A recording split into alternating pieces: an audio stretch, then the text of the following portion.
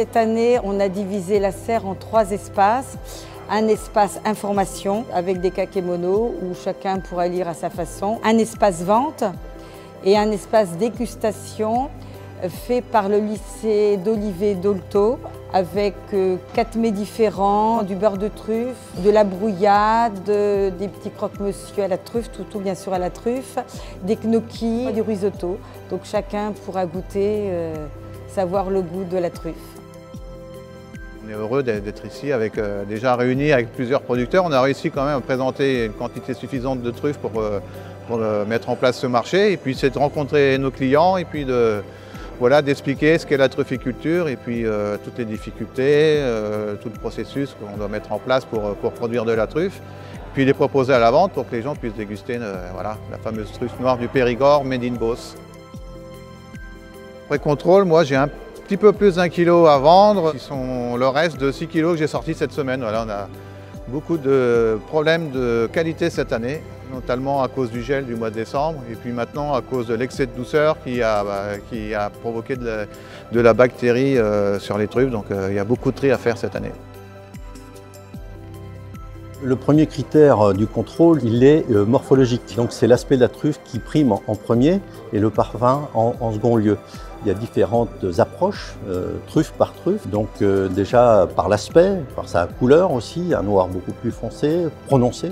Deuxièmement, la consistance de la truffe, sa fermeté. Et ensuite, donc, le canifage qui est un point très important, effectivement, ce qui nous permet de vérifier le veinage et évidemment la découverte éventuelle d'une maladie, d'une bactérie.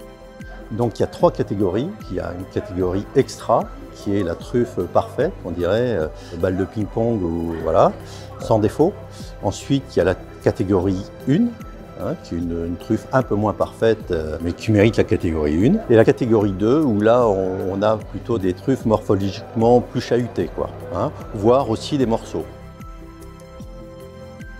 On est venu donc acheter les truffes, donc on a pris 2 truffes différentes, c'est-à-dire qu'on a pris le premier choix et le deuxième choix pour pouvoir cuisiner, mettre au congélateur aussi parce qu'on aimerait bien garder un petit peu plus longtemps.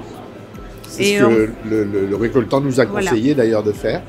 Donc dans un premier temps, oui, c'est de cuisiner et puis après pouvoir créer des lamelles pour pouvoir vraiment les déguster. Quand on reçoit des amis, ça permet d'avoir des plats un peu de choix, quoi. Le restaurant d'application, c'était très bien parce que pour 2 €, je trouve que la dégustation est parfaite. En plus, ça nous permet de découvrir d'autres façons de le cuisiner. Moi, j'aurais jamais osé mettre du sucré avec la truffe.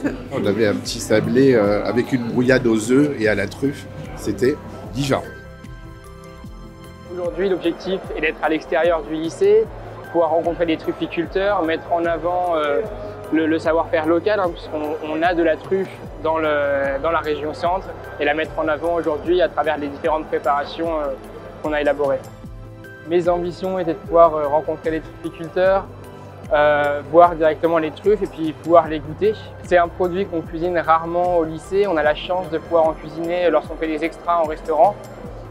Mais pareil, c'est un produit qu'on n'a pas forcément l'occasion de goûter tous les jours, encore plus quand il est local.